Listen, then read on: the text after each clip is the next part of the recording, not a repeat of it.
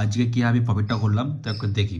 ঠিক আছে, তো আজকে যেমন আমরা প্রিভিয়াস আগের দিনের সাপোর্ট রেজিস্ট্যান্স যেমন টানি তেমন টেনেছি। টানার পর আজকে যখন মার্কেট 9টা পর যখন ওপেন হয় তখন অনেক গ্যাপ আপ করে ওপেন হয়। ঠিক আছে, তখন গ্যাপ আপ করে ওপেন হয়। ঠিক আছে, কিন্তু কিন্তু ইয়েতে যে যে আমরা গ্যাপ আপ করে ওপেন হয়েছে সেরকম গ্যাপ আপ করে কলেও সেরকম পিএম খুলেছে। ঠিক আছে, পুটে কিন্তু তার নিচে পিএম খুলেছে। ঠিক আছে, অতটা গ্যাপ আপ করে নিচে খুলেছে সে, আর সঙ্গে সঙ্গেই নিফটি ইন্ডেক্স এসে গ্যাপ আপ ফিল করেছে, তখন মার্কেট উপরে গেছে। তখন পুটের কলটাও পুটের যে বাইংটা উপরে গেছে, পুটে চার উপরে সাস্টেন করছে। ঠিক আছে, উপরে যে সাস্টেন করছে। আর এখানে কি করেছে, ইন্ডেক্স সংখ্যা নিচে এসছে, দুটি ক্যান্ডেল করেছে নিচে এসে, ছোটো ছোটো দুটো বাইং ক্যান্ডেল, দুটো বড় বাইং ক্যান্ডেল করেছে।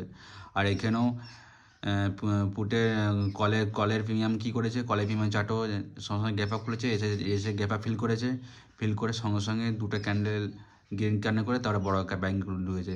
এই যে বড় বাইং ক্যান্ডেল করেছে সেখানে আমি ঢুকেছি, তো টার্গেট হিটে গেছে তো বেরিয়ে গেছে। ঠিক আছে, আর ব্যাপারটা কী হয়েছে দেখো, যদি এখানে যদি সাস্টেন না করতো, ঠিক আছে, দুটো ক্যান্ডেল করে এখানে সঙ্গে সঙ্গে বেরোতে পারতো না। ঠিক আছে, কারণ এই জায়গাটা এই পজিশন হয়েছিল, এখান থেকে সঙ্গে সঙ্গে মার্কেট হলে বেরাবে, না মার্কেট নেমে যাবে। দেখো এই যে এখানটায় এই জোনটা এসেছে, সাস্টেন করেছে করে বেরিয়ে সমস্যা হলে এখান থেকে বেরিয়ে যেত, দুটা ক্যান্ডেল বা তিনটা ক্যান্ডেল করে বেরিয়ে যেত। এরকম পরপর পাশে ক্যান্ডেল করে নামাতো না।